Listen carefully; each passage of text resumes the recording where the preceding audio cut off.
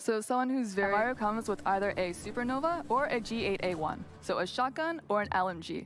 And what's interesting about this is that the supernova now comes with a silencer attachment, and the LMG has an angled foregrip. Now, the silencer, that's not for sneaky shotgun kills, is it, Alex? Not really. So for hatches, you have to break them first in order to get up them. So the silencer just helps her be not announcing her position as loudly as before. And then with the LMG, yeah, of course, so the Gara hook. This is something that she actually made herself. And as you can see, she gets from point A to point B incredibly fast. Very fast. How fast? The travel time is about 7.5 meters per second. And we'll get into that a little bit later on. And so the hook outside, it works on ledges, skylights, windows, and inside it works on hatches. So she's the very first operator who can ascend up through hatches. Yes, and like Jeremy was saying before, this kind of changes things up now for defenders, whether or not you have to reinforce those hatches on defense. So with so many options of how to attack a site with her, what kind of player would be drawn to Amaru? Someone who really enjoys creativity. This is the first operator that's not really based on a role, it's based on movement, and we haven't seen that before.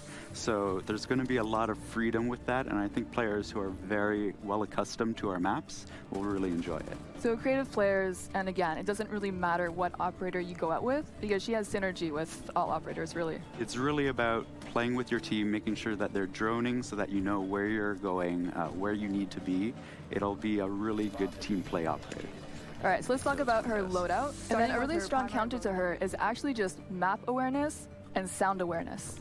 Right, so the design team spent a lot of time with this, making sure that the window is broken so that you can hear her reeling in. It gives a little bit of time for the defenders to anticipate this.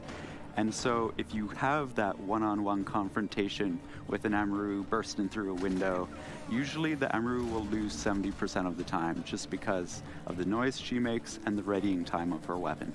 So she is a very fast operator, as we mentioned, but you do have the ability to hear her when she's coming and do something about it. Right, so it becomes important for an Amaru player to play smart, not too aggressive, and really use roaming and quick speed to pop up one place and disappear and re-move somewhere else. All right, let's move on to the second. At a very young age. So it was his very strong guns to pick. He can take either the Vector 45 or the TC-SG-12.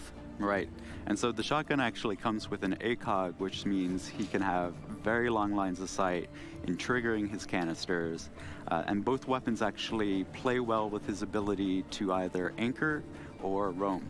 Because his canisters are deployed by anyone, he can start out as an anchor and place those shields, and maybe he can rotate somewhere else and the teammate. So he gets 3 of these. These are the new deployable shields that will be dropping in the season as well. He attaches this canister that can be triggered by a ballistic or by an explosion, and it's really used to funnel attackers into one choke point, trigger it, and delay as much time as possible. So let's just touch on a few things about the shield. From the front, it looks like a completely normal deployable shield. Right. So already you have mind games where the attacking side sees the shield, they have to drone it out to figure out if it is a Goyo shield or not, and then they have to deal with it. Right, because if you started leaping over it, a defender could shoot it up. You'll be in trouble, yeah. And then, much like Mira's canisters on her black mirrors, anyone can shoot it. However, unlike Mira's black mirrors, Twitch drones cannot shoot the explosive on the back of it. Right, so electricity does not affect it. Right. So don't think that you're going to be getting those early phase prep kills. Right, that's specifically why the designers made sure that doesn't happen. All right, so let's talk about his loadout. Goyo has making the best use of your utility. Right. So these operators that we're seeing now that counter Goyo, like Ash and Zofia, how they counter him is by swapping one charge of their gadget for one charge of Goyo's gadget. So it's kind of one utility for one utility. It's not the most cost-effective way, but is a quick option to get rid of his shield. That's right. If you come across the shield, you don't want to be delaying any time for your team. So these are 2 great options to quickly deal with it.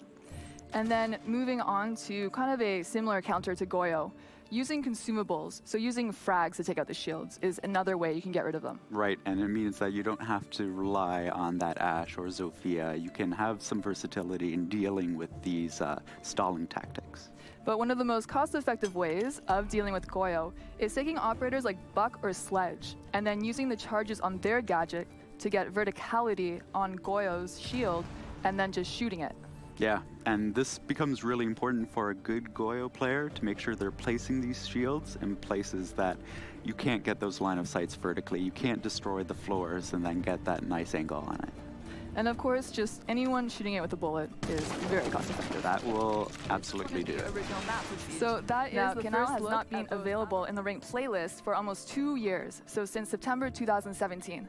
So many of you will be happy to know that with this rework, Canal will be coming back to ranked. That's correct. We've gone through top to bottom on this map and we've totally reworked it. Obviously, adding a new bomb site makes it ranked compatible. But, you know, if we talk about the problems with the map, you know, we've gone through, we've re-looked at navigation, we've looked at sound, we've looked at lighting. It's going to feel like a comfy pair of slippers, but it has, you know, a new spice to it, that's for sure. So first, let's compare it to the Cafe rework to get kind of a scope of this project. Because, of course, since we haven't seen Canal in ranked so much for so long, presumably it would have required a more thorough overhaul. And you worked on this for 9 months, almost a year. It was about 9 months worth of work. The team and I started working on it around Paris Major time last year. So it's been 9 months of looking at the map, taking it apart, and obviously trying to fix all of the issues with it. So speaking about the issues, let's start breaking those down. Now, the most obvious problem that Canal had was the choke points. Yes. Canal is one building to the east, one to the west, and before there was just one bridge connecting both buildings. How was this addressed? The first thing we did is we added a bridge off of control room, which now gives a new rooftop access as well. So you have 2 bridges. You have the original bridge still in the same place as it always has been, and then there's a new bridge 1 floor up. So that aids in the rotation. The other thing we did is we went through and we added stairs. We know that 2 sets of stairs or 2 flights of stairs are always much better than 1 flight of stairs. So we've added an extra set of stairs into both buildings. So now each building has 2 stairs, and of course the choke point has been pretty opened up in the middle. What's happened now is when you go and play, and you know obviously it comes out soon, it's much more of a roamer-friendly map, and the rounds play an awful lot more differently than they used to, because the way the rounds played was people would wait to the last minute and then they would basically just rush in and smoke or whatever. So now what you're going to find is people are clearing the building. They're actually going because they can actually get to the objective rather than waiting outside. All right, and then we should also talk about the other elephant in the room, which was the spawn peaks. One of your favorite things to address. Yeah, after the closet window in Villa, sprint yeet the C4 towards fountains. I learned from that one quite well. So what we've done is we've gone through and we've looked at all of the runouts and the runout possibilities, and we've made sure that anyone that wants to run out will be detected before they get to the edge of the roof in most cases.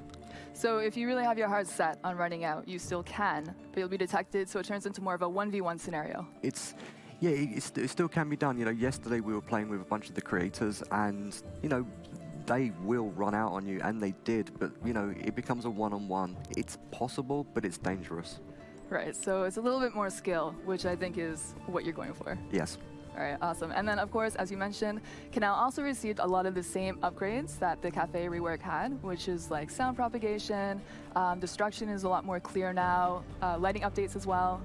The team went through and did an amazing job, the art team especially, going through and color coding the stairs. The sound team did a great job because it is a big map and there's a lot of doorways and windows. So we went through and we touched everything. There's a lot of line of sight floors now, so you can play. You can defend from below, so it's actually really quite fun, and it's quite balanced. I enjoy playing it. I guess in your words, that our team actually went rogue. Yeah, I wouldn't say they went rogue. Yeah, they went rogue. So what happened is, as we've changed metrics over the seasons, basically we had to move all of the walls by 5 centimeters. That means they had to touch the shell anyway. And whilst they were rejinking the shell, they just went through and redid the entire thematics of the buildings, and it looks absolutely superb. And so we'll see when we're going through the map that when a wall is destructible, not only does it look destructible, but there are those markings on the ground, just for anyone who's new to the game or has kind of issues about looking for destructibility.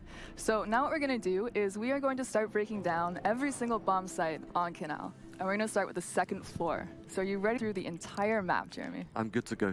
All right, so again, we're starting here on the second floor. The objective here is server radar. We're going to be spawning in at Sailboat, which is to the south. And we're going to be going straight there.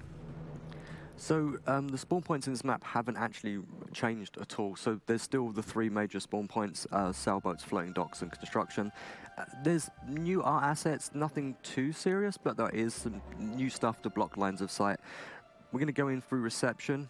What people will notice with reception is we've actually changed the rotation of the desk, so it actually aids in navigation. And if you look sneakily to the left, archives is much wider now as well. The original bridge is still off to the right, and this is Blue Corridor, and you can see the markings that are on the floor to show you where the destructible walls are. And then you go through, and you're going to come up a new area, which is Printer Stairs, which is a new rooftop access.